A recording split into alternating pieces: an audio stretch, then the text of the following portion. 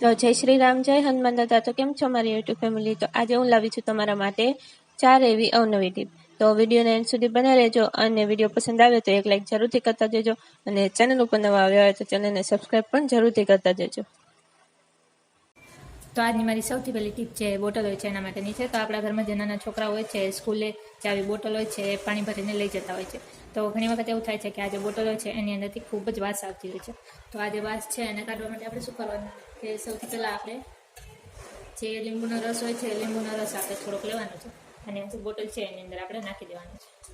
પછી આપણે આ બોટલની અંદર જે ખાવાના સોડા હોય છે એ ખાવાનો સોડા જે હોય છે લેવાનો છે અને 5 ચમચી જેટલો આપણે જે ખાવાનો સોડા હોય છે એને પણ આની અંદર નાખી દેવાનો છે અને પછી આપણે આનું જે ઢાંકણ હોય છે લગાવી દેવાનું છે અને આ બંનેને સારી રીતે મિક્સ કરી દેવાના છે.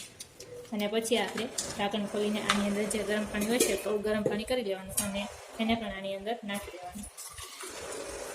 પછી આપણે જે આ ઢાંકણ છે એને બંધ કરી દેવાનું અને 10 મિનિટ સુધી આપણે જે આ પાણી હોય છે એને આવી રીતે હલાવીને રાખવાની અને આની અંદર 10 મિનિટ સુધી જે આ પાણી છે રહેવા દેવાનું. પછી તમે ખોલીને જોશો તો એની અંદરની બધી જ જે વાસ છે એ જતી રહેશે. તો આ જે ટીપ છે તમને કેવી લાગી મને કોમેન્ટમાં જરૂરથી જણાવજો. તો આની પછીની ટીપ આપણે જોઈ લઈએ. તો મારી છેલ્લી ટીપ જે આવા ટીનના વાસણો છે એના માટેની છે. તો ઘણી વખત એવું થાય છે કે આપણે ચૂલા ઉપર જો જમવાનું બનાવતા હોઈએ તો આ જે ટીનના વાસણ છે એ કાળા પડી જાય છે. તો એની જે કાળાશ છે એ કાઢવી હોય તો આપણે શું કરવાનું? આપણે સૌથી પહેલાં કોઈ પણ જે કોલગેટ હોય છે કોલગેટ લેવાનું અને એને જે આ કૂકરનું ઢાંકણ હોય છે એની ઉપર લગાવી દેવાનું. પછી આપણે એને કોઈ પણ જે વાસણ ધોવાનું કૂટો હોય છે એની મદદથી ઘસી દેવાનું આવી રીતે. પછી આપણે જે આ ઢાંકણ હોય છે એની ઉપર આપણે કોઈ પણ જે ડિશવોશર હોય છે ડિશવોશર લેવાનું અને એની ઉપર નાખી દેવાનું અને પછી આપણે આની ઉપર થોડુંક જે પાણી હોય છે પાણી લેવાનું અને એને પણ થોડુંક આપણે એની ઉપર નાખી દેવાનું અને ફરીથી આપણે જે આ ટીનના વાસણ હોય છે એને આવી રીતે ઘસવાનું.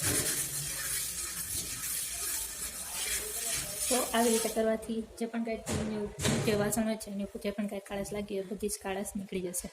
તો આ જે ટીપ છે તમને પસંદ આવી હોય તો ચેનલને સબસ્ક્રાઈબ જરૂરથી કરતા જજો.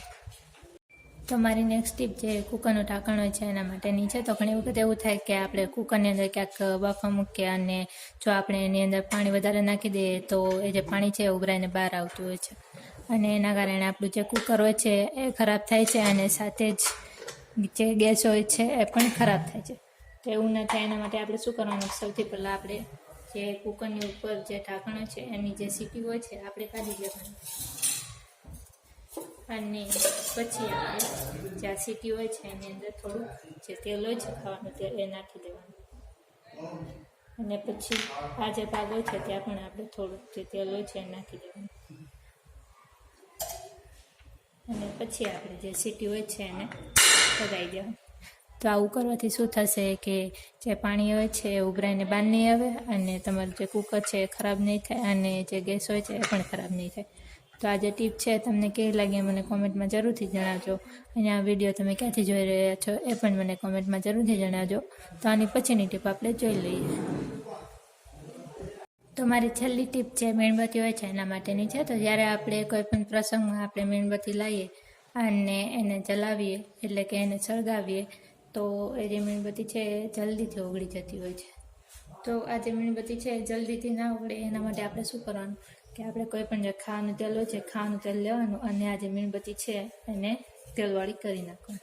પછી તમે આ જે મીણબત્તી છે એને સળગાવશો તો જે મીણબત્તી છે લાંબો સમય સુધી ચાલશે અને તમારે ઘણી બધી મીણબત્તી લેવાની જરૂર પણ નહીં પડે. તો આવી રીતે તમે જે મીણબત્તી છે એને લાંબો સમય સુધી સળગાવી શકશો. તો આજનો વિડીયો તમને કેવો લાગ્યો મને કોમેન્ટમાં જરૂરથી જણાવજો.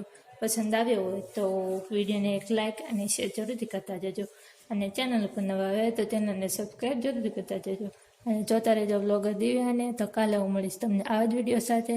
તો જય શ્રી રામ, જય હનુમાન દાદા બધાને.